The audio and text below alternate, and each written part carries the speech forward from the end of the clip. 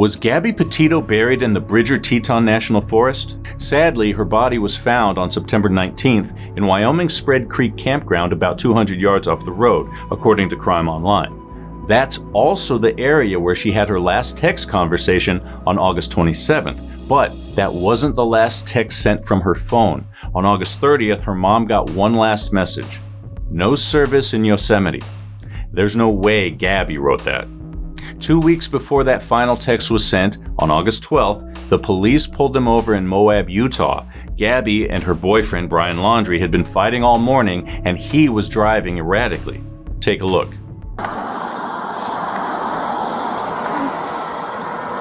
SO229, I have the female that was in the passenger seat separated from the male. Keys are on the hood. You want to tell me what's going on? Yeah, I don't know. It's just, some days I have really bad OCD, and okay. I was just cleaning and straightening up the back of the van before, and I was apologizing to him and saying, I'm sorry that I'm so mean, because sometimes I have OCD and sometimes I just get really frustrated. Not like mean towards him, I just like, I guess my vibe is like, I hear him be like in a bad mood, and I was just saying, I'm sorry if I'm in a bad mood. I've just been really stressed. I had so much work I was doing on my computer this morning. What do you do for a living? Well, I used to work at an organic juice bar, but I just quit my job. Okay. I was a nutritionist. That was my That's job. cool. And I just quit my job to travel across the country, and I'm trying to start a blog. I have a blog and stuff. So I've been building my website, so I've just been really stressed, and he doesn't really believe that I could do any of it, so that's kind of been like a, I don't know, he's like a downer. I don't know, we've just been fighting all morning, and he wouldn't let me in the car before. And Why wouldn't he let you in the car? Because of your OCD? He told me I needed to calm down, yeah. But I'm perfectly calm. I'm calm all the time, and he really stresses me out, and this is a rough morning. Well, why don't we do this? Why don't I sit you down in the back seat of my car? You're not in any trouble, okay? I'm not going to be putting handcuffs on you. You obviously don't have any weapons. I'm going to get you into the air conditioning, let you take a breath, relax a little bit, and then I'll come back and talk to you in a few minutes, okay? Okay. Alrighty. Like I said, you're not in any trouble. So just go ahead and take a seat. This is what Brian had to say. Come on over here. You're not in any trouble right now.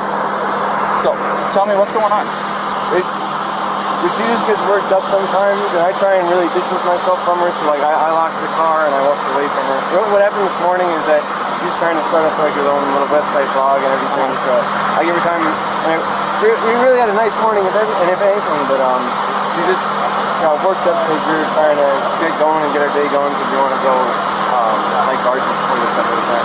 Okay. You want to tell me about those scratches on your face? She had a cell phone in her hand, that's why I was pushing her away, because she wanted me, I locked the keys so I could walk away. I said, let's just take a breather and let's not, go anywhere. Let's just calm down for a minute because she was getting a little worked up. And then she had her phone and was trying to get the keys for me, so I got in the way. I was just trying to, I know I shouldn't push, but I was just trying to push her away to go, let's just take a minute, step back and breathe. And she got me with her phone. Can I see your hand? Oh, you got a mark right here. Oh, that's from a wire. That's from a wire? Yeah. You want to tell me about hitting that curb? Hitting the curb was her grabbing the wheel.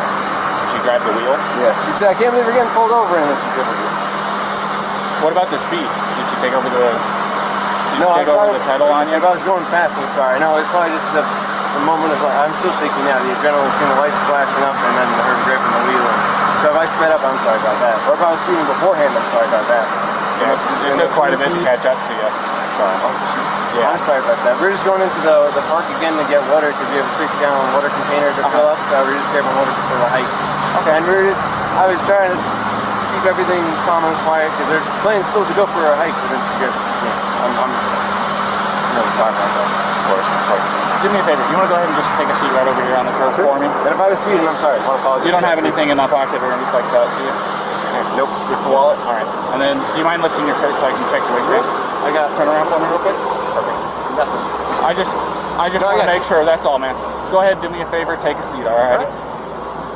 The two of them were separated. Cops took Brian to a hotel for the night and gave Gabby the keys to the van. Their next stop was the National Forest in Wyoming, 7 hours away from Moab. That's where her body was found. Now, the question is, where is Brian? Is he missing or is he hiding? Now, stick with me because I want to break down this timeline for you, so I'm going to throw a lot of dates at you. Brian returned alone to his family's house in Northport, Florida on September 1st. Gabby was reported missing on September 11th.